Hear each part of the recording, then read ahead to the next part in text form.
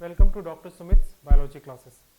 तो last chapter में हमने वायरस के स्ट्रक्चर के बारे में पढ़ा था और इस चैप्टर में हम पढ़ेंगे वायरस के रिप्रोडक्शन में। तो मुझे जहाँ तक लगता है समझ में आता है जो कंसेप्ट पोर्शन है वायरस का उसमें दो ही इंपॉर्टेंट है, एक स्ट्रक्चर और दूसरा उसका रिप्रोडक्शन।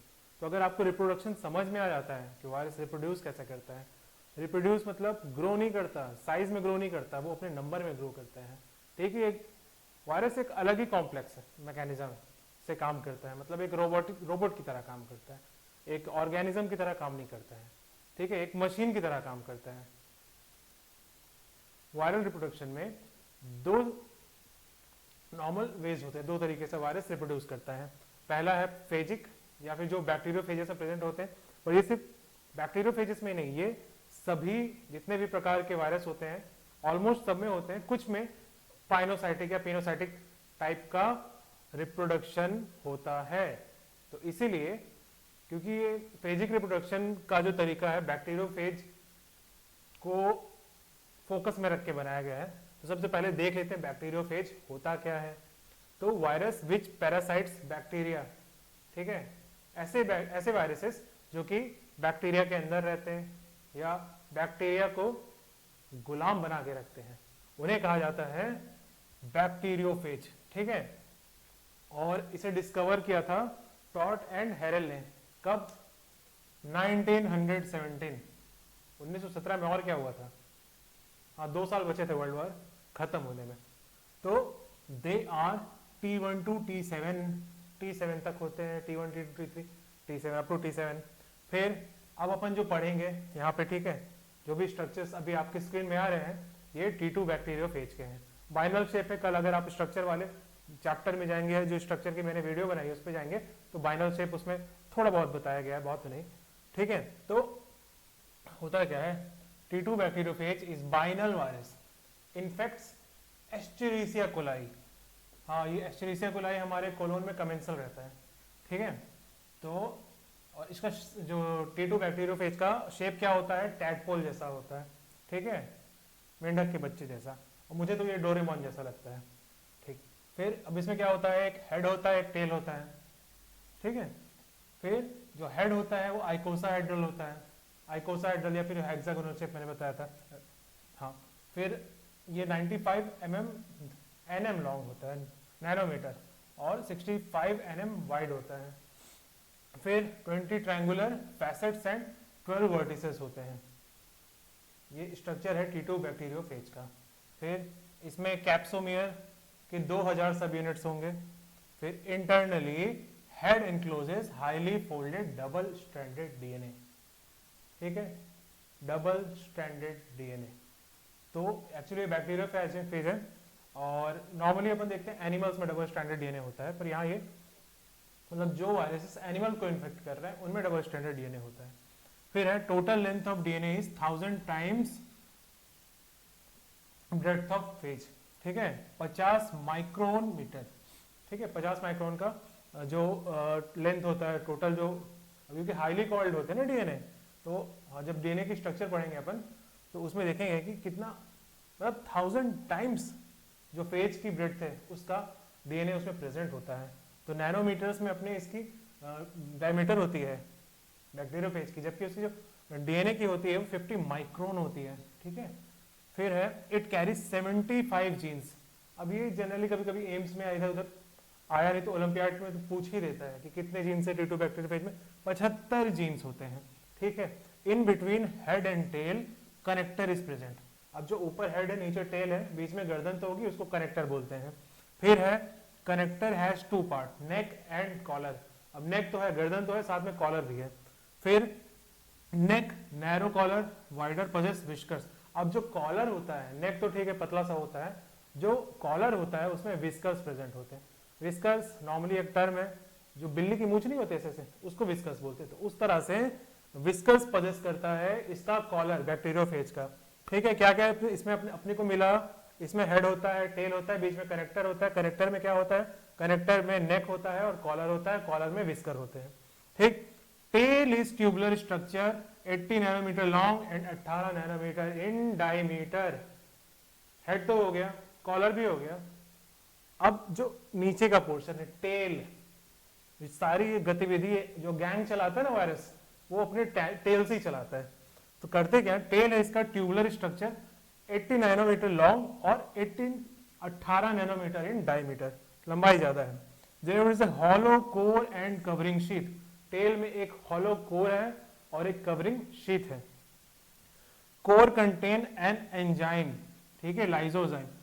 ध्यान देना क्योंकि अभी जब साइकिल पढ़ेंगे ना इसकी लाइफ साइकिल, तब समझ में आएगा कि इंपॉर्टेंस क्या है किसका, टेल का।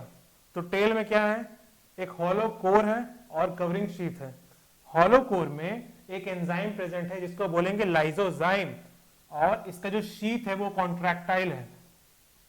शीथ की ज्यादा इंपॉर्टेंस नहीं, इंपॉर्टेंस एंजाइम की है। It is made of 144 protein sub units arranged in 24 rings.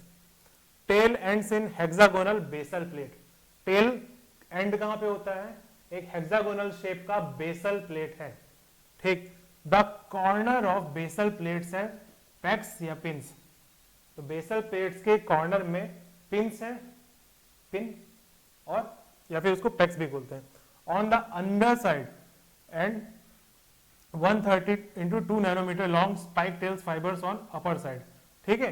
Under side pegs या पिंस है और अपर साइड में स्पाइक है या टेल फाइबर्स है। Spike, tail fibers, pins, lysozyme, यही मेन है जो कि इन्फेक्ट करेगा भी बैक्टीरिया को, ठीक है। Pegs help in attachment to the host cell, ठीक है। किस चीज से बैक्टीरिया में, बैक्टीरियल सेल में अटैच कर रहा है वायरस को, जो पिंस है या पैक्स है जो कि अंडर साइड है। और tail fibers takes part in recognition of receptor साइज ऑफ होस्ट, जो टेल में फाइबर्स प्रेजेंट होते हैं उसका क्या काम रहता है, वो रिकॉग्नाइज करेगा होस्ट साइट में। मतलब मैं कहां पे जाके अटैच हूं, कहां पे जाके अपना पिन अटैच करूं, ठीक है, जहां से फिर मेरी रिप्रोडक्शन चालू हो, जहां से मैं अपनी मशीन, कहां पे फैक्ट्री डालू मैं। एक्चुअली अगर किसी से रिजेंबल करना है तो ये फैक्ट्री मेकिंग आप समझ सकते हो। वो वायरस बैक्टीरिया के अंदर अपनी फैक्ट्री लगा रहा है, तो किसके थ्रू लगा रहा है, पिन के थ्रू लगा रहा है, और रिकॉग्नाइज कौन कर रहा है, टेल फाइबर रिकॉग्नाइज कर रहे हैं। अब आते हैं लाइफ साइकिल बैक्टीरियोफेज का, ठीक है। एक्चुअली जो वायरसेस होते हैं, स्टार्टिंग में मैंने बताया, रिप्रोड्यूस इन 2 वेज, फेजिक और पाइनोसाइटिक। अपने को मतलब है फेजिक से, क्यों, क्योंकि पाइनोसाइटिक नॉर्मल नहीं है, नॉर्मल क्या है, फेजिक है। तो मैक्सिमम वायरसेस में फेजिक रिप्रोडक्शन ही होता है। अब फेजिक रिप्रोडक्शन में, ठीक है, जो फेज बैक्टीरियोफेजेस आर वायरस, भूलना मत, कंसेप्ट मत भूलना, ठीक है। तो जो फेजिक रिप्रोडक्शन, ठीक है, ये होता है 2 टाइप का। पहला है लाइटिक फेज, दूसरा है लाइसोजेनिक। तो ठीक है, 2 तरह की लाइफ साइकिल शो करता है बैक्टीरियोफेज। पहला होता है लाइटिक, दूसरा होता है लाइसोजेनिक। तो लाइटिक लाइफ साइकिल में क्या होता है, लाइटिक मतलब ब्रेक डाउन, और लाइसोजेनिक भी ब्रेक डाउन ही करता है। नॉर्मली बैक्टीरिया के सेल वॉल का ब्रेक डाउन ही करता है, पर थोड़ा सा डिले करके, ठीक है, आराम आराम से मारता है। और लाइटिक में क्या है, बैक्टीरिया को वायरस एकदम गैंगस्टर जैसा काम करता है बैक्टीरिया वायरस। तो होता क्या है लाइटिक लाइफ साइकिल में, वायरल जीनोम मल्टीप्लाइज, ठीक है। सबसे पहले लाइटिक, तो लाइटिक में क्या होता है, viral genome multiplies helps in formation of number of virus particles. Viral genome genome मतलब जो डीएनए है, जो इसमें अपना डबल स्टैंडर्ड डीएनए है, ये मल्टीप्लाई करेगा और क्या करेगा, helps in formation of number of virus particles, ठीक है, बहुत सारे वायरस पार्टिकल्स क्रिएट करेगा, which are released by lysis of bacterial cell. जो कि कैसे रिलीज हो रहे हैं, वो जो रिलीज हो रहे हैं बैक्टीरियल सेल के लाइसिस से, ठीक है। तो अभी तक क्या हुआ, हमने बैक्टीरियोफेज, T2 बैक्टीरियोफेज के स्ट्रक्चर पढ़ा। अब लाइटिक साइकिल पढ़ रहे हैं, ठीक है। उसकी लाइफ साइकिल 2 रिप्रोडक्शन की साइकिल है, लाइटिक है, लाइसोजेनिक है। लाइटिक साइकिल में क्या करता है, बैक्टीरिया में गया हमारा वायरस, घुसा, ठीक है, और उसको ब्रेक डाउन किया, उसके सेल जो है, जो बैक्टीरियल सेल है, उससे एक्सट्रैक्ट कर करके अपनी मशीन बना रहा है, ठीक है, खुद को बना रहा है। तो वो कैसे करेगा, वो करेगा, जो लाइटिक फेज है वो 4 फेजेस में होता है, infection phase, eclipse phase, maturation phase, liberation phase, ठीक है। इन्फेक्शन फेज से समझ में आ रहा है कि सबसे पहले वो क्या कर रहा है, इन्फेक्ट कर रहा है किसी बैक्टीरिया में घुस के, तो किसी भी बैक्टीरिया कौन सा है, एश्चेरिशिया कोलाई है, जो कि कमेंसल है कोलोन का। तो मैं बार बार रिपीट इसलिए करता हूं कि एग्जाम तक याद हो जाए आपको। फिर है इन्फेक्शन फेज में क्या है, दो स्टेप्स होते हैं, एब्जॉर्प्शन और पेनिट्रेशन। एब्जॉर्प्शन और पेनिट्रेशन, ठीक है। एडजॉर्प्शन, एब्जॉर्प्शन की बात नहीं, एडजॉर्प्शन। एडजॉर्प्शन मतलब किसी भी सरफेस में, लिक्विड गैस सॉलिड जो भी सरफेस है उसमें आप स्टिक कर जाना, चिपक जाना, अधेसन हो जाना, उसको बोलते हैं एडजॉर्प्शन। और एब्जॉर्प्शन मतलब घुल जाना। तो एब्जॉर्प्शन और एडजॉर्प्शन में यही अंतर होता है। सबसे पहले दो स्टेप है इन्फेक्टिव फेज में। इन्फेक्टिव फेज किसके अंदर आ रहा है, इन्फेक्टिव फेज आ रहा है अपना लाइटिक साइकिल के अंदर में। तो इन्फेक्टिव फेज में दो स्टेजेस हैं, एडजॉर्प्शन और पेनिट्रेशन। एडजॉर्प्शन में क्या होता है, attachment of virus to the surface of bacterial cell. Bacterial cell के सरफेस में वायरस अटैच हो रहा है, ठीक है, और specific receptor site with tail fibers and pegs, ठीक है। कैसे अटैच हो रहा है, बैक्टीरियल सेल से कैसे अटैच हो रहा है, पेग्स से। ये जो स्पाइक्स थे ना अभी इसके पास, पिंस और पेग्स थे, उससे अटैच हो रहा है। फिर tail fibers take part in coming in contact with specific site. तो जो होता क्या है, वायरस हुआ, ठीक है, सेल देख लिया भाई ये बैक्टीरिया है, इसके साथ अटैच होना है। तो जो उसके पिन होते हैं, यहाँ जो पैक जो नीचे लगे हुए हैं टेल में, तो वो अटैच होते हैं, लेकिन जो टेल के फाइबर्स होते हैं वो बताते हैं, डायरेक्ट करते हैं उसको भाई कहाँ पे जाके अटैच होना है, किस सरफेस पे अटैच होना है बैक्टीरिया के। फिर tail fibers now bend and bring the basal plate in contact with bacterial wall, ठीक है, अभी हमने बेसल प्लेट पढ़ा था। तो टेल फाइबर क्या करेंगे, बेंड करेंगे और बेसल प्लेट को बैक्टीरियल वॉल से कांटेक्ट में लाएंगे। Results in pinning fixing of bacterial wall by means of pegs और पिंस। तो वही है, फिक्स चिपक जाएगा, ठीक है, बैक्टीरियल वॉल से पिन की तरह जाके एंकर कर लेगा। फिर अब नेक्स्ट है पेनिट्रेशन। पेनिट्रेशन मतलब घुसना। तो tails pours lysozyme over the wall. जो टेल होता है अपना, किसका टेल होता है, बैक्टीरियोफेज का जो टेल हमने पढ़ा था, उसमें एक एंजाइम होता है लाइसोजाइम। तो लाइसोजाइम क्या करता है, ठीक है, ये बैक्टीरियल वॉल में रिलीज हो गया, टेल रिलीज कर दिया, चल भाई जा लाइसोजाइम अपना काम कर। तो अब अटैच हो गया बैक्टीरियल वॉल से पिन के थ्रू।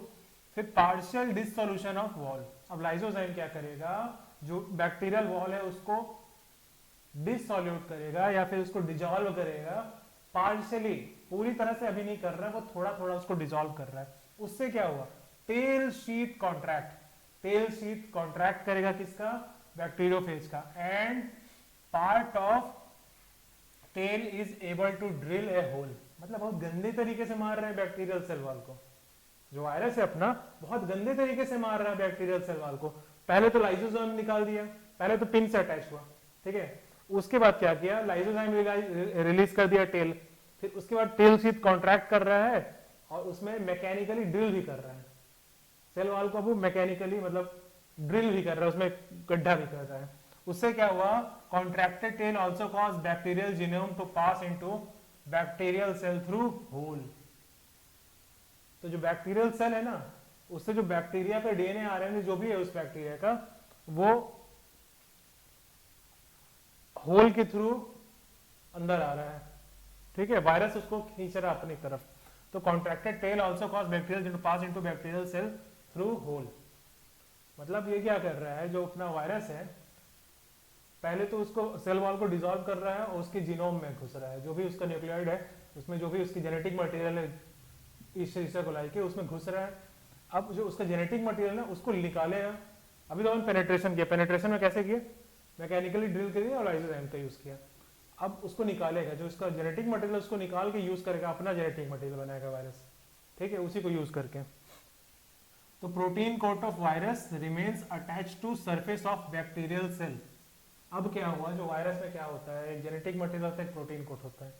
तो जो अभी तो टेल से वो कनेक्ट हो गया, तो जो बाहर में प्रोटीन कोट है या जो कैप्सिड है उसका, वो बैक्टीरियल सेल के सरफेस के साथ अटैच करेगा, जो भी खत्म हो चुका है, और उसी को ये घोस्ट बोलते हैं। तो अगर क्वेश्चन आता है कि what is ghost in lytic cycle of viral reproduction, तो बता सकते हो कि जब पेनिट्रेशन होता है लाइटिक साइकिल में, पेनिट्रेशन होगा किसका, वायरस का बैक्टीरिया के अंदर, तो जो प्रोटीन बच जाएगा, प्रोटीन बैक्टीरियल सेल के साथ जो प्रोटीन कोट होता है, कैप्सिड होता है वायरस का, वो बैक्टीरियल सेल के साथ जब कनेक्ट कर जाता है या जो रिमेनिंग बच जाता है उसको घोस्ट बोलते हैं। अब आते हैं लेटेंट या एक्लिप फेज में। अपना इन्फेक्शन फेज हो गया, पेनिट्रेशन फेज हो गया, अब आते हैं एक्लिप फेज या लेटेंट फेज में। इस फेज में क्या होता है, that phase where viral components are not visible inside the bacterium. Virus का कंपोनेंट बैक्टीरिया के अंदर नहीं दिख रहा है, ठीक है, और gene of bacteriophage becomes active. तो यही वो फेज है जहां पे जीन एक्टिव हो जाता है इसका बैक्टीरियोफेज का, मतलब जो नया अपन कंस्ट्रक्ट कर रहे हैं। उससे क्या हुआ, it causes arrest of development of bacterial host, ठीक है, जो बैक्टीरियल होस्ट है, ठीक है, जो बैक्टीरियल होस्ट है उसका डेवलपमेंट अरेस्ट हो गया। जो बैक्टीरिया है अपना अपना जो वायरस घुसा हुआ है बैक्टीरिया के अंदर, तो उसका डेवलपमेंट वहीं पे रुक गया। उस फिर जो बैक्टीरिया का न्यूक्लियोइड है, जहाँ पे जो जेनेटिक मटेरियल है उसका ब्रेक डाउन, उसको तोड़ना चालू करेगा।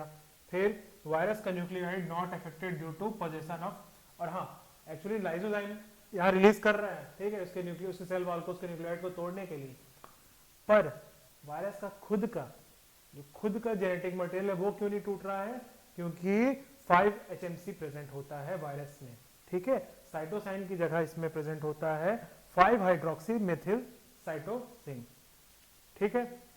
उससे क्या हुआ, उससे चेंजेस अकर्स इन सेगमेंट, ठीक है, जो इसके बैक्टीरियल न्यूक्लियोइड के सेगमेंट्स हैं उसमें चेंज दिख रहे हैं, जिसके बाद मॉडिफाई कर दे रहा है सब चीज को। बैक्टीरिया के अंदर जो एंजाइम्स प्रेजेंट है, जो mRNA प्रेजेंट है, जो प्रोटीन्स प्रेजेंट है, उसको अपना वायरस भाई मॉडिफाई कर दे रहा है, ठीक है। जैसे कंप्यूटर में कोड चेंज कर देते हैं हैकर्स ना, बस वो हैक कर दिया उसका सिस्टम, और उसके बाद उसको उसके एंजाइम्स को mRNA को और राइबोसोम्स को मॉडिफाई कर दिया। मॉडिफाई किस लिए किया, खुद के लिए किया, बहुत सेल्फिश है हमारा ये वायरस। तो that take part in replication of viral genome proteins and enzyme lysozyme, ठीक है। तो क्या हुआ है कि अपना जो लेटेंट या एक्लिप फेज में वायरस अपने रंग दिखा रहा है, तो ये मॉडिफाई कर दिया है अपने इसके न्यूक्लियोइड को, इसके प्रोटीन्स को, इसके आरएनए जो भी है, जो भी प्रेजेंट है, सब कुछ को मॉडिफाई कर दे रहा है। अभी पूरी तरह से खत्म नहीं किया है बैक्टीरिया को, उसको स्लो करके मार रहा है। फिर दैट अब क्या किया इस फेज में, ठीक है, ये 3-4 मॉडिफाइड आरएनए प्रोटीन बना लिया। अब क्या वेजिटेटिव फेज, जो थर्ड फेज है, इसमें के 3 स्टेप में है, रेप्लिकेशन ऑफ वायरल डीएनए, ठीक है। अब जो वायरस है ना, अब हमको चाहिए खुद का डीएनए, अब हम किसी और के डीएनए से वो नहीं चलेगा, तो जो बैक्टीरिया का डीएनए है उसी को तोड़ के खुद का डीएनए बना लिया। अब रेप्लिकेट कर जाएगा, uses nucleotide present in bacterial cell, bacterial cell के जो न्यूक्लियोटाइड, बैक्टीरिया का जो न्यूक्लियोटाइड था उसको तोड़ के खुद का अपना न्यूक्लियोटाइड बना लिया, अपना जेनेटिक मटेरियल बना लिया, और 1-2 नहीं 40 से 80 कॉपी बना लिया वायरल जीनोम का, समझ सकते हो। तो फिर अब जो हमने पिछले उसमें वीडियो में देखा था वायरस का, कि वायरस भैया जो होते हैं ना वो एक साथ नहीं बनते, कोई ऑर्गेनिज्म जैसा नहीं बनाते हैं, खुद को एक मशीन के जैसे बनते हैं। तो वायरस क्या करेगा, अपना डीएनए अलग बनाएगा, अपना प्रोटीन, फिर क्या फॉर्मेशन ऑफ वायरल प्रोटीन अपने से नहीं बना रहा वायरस प्रोटीन, कैसे बना रहा है, with the help of modified enzyme.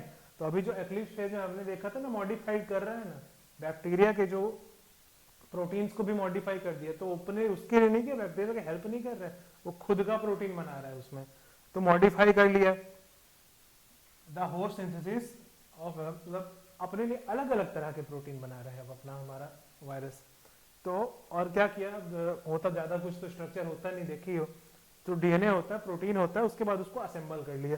तो थर्ड फेज वही है, असेंबल या मैच्योरेशन ऑफ इन्फेक्टिव प्रोजेनी, ठीक है। अब चौथा फेज जो है वो है लिबरेशन फेज। लिबरेशन फेज, तो लिबरेशन फेज में क्या होता है, लाइसिस होता है और रिलीज होता है, ठीक है, आजादी, अब इनका चाहिए आजादी। तो लिबरेशन फेज में प्रोजेनी ऑफ वायरस मैच्योर, जो अभी अपना मस्त असेंबल होकर बन गया ना, वो मैच्योर हो जाएगा। मैच्योर होने के बाद स्वेल अप कर जाएगा सेल, जो बैक्टीरिया का सेल है जहाँ पे वायरस अपना सब कुछ बना रहा है सिस्टम, तो सेल वही है जैसे होता है मूवीज में होता है, देखते हो फैक्ट्री बनती है, जब सब निकल जाता है गैंगस्टर बना के उसको आग लगा देता है, तो फिर उसको मार देता है, लाइसिस कर देता है, बस्ट होके बाहर निकल गया अपना। ठीक है, वायरस अपना बन के सब असेंबल हो गया, निकल के बाहर हो गया। तो ये जो होता है ये है फेजिक फेज। ठीक है, फेजिक लाइफ साइकिल बोल सकते हो। इसमें लाइटिक लाइफ साइकिल अपन ने कर लिया है।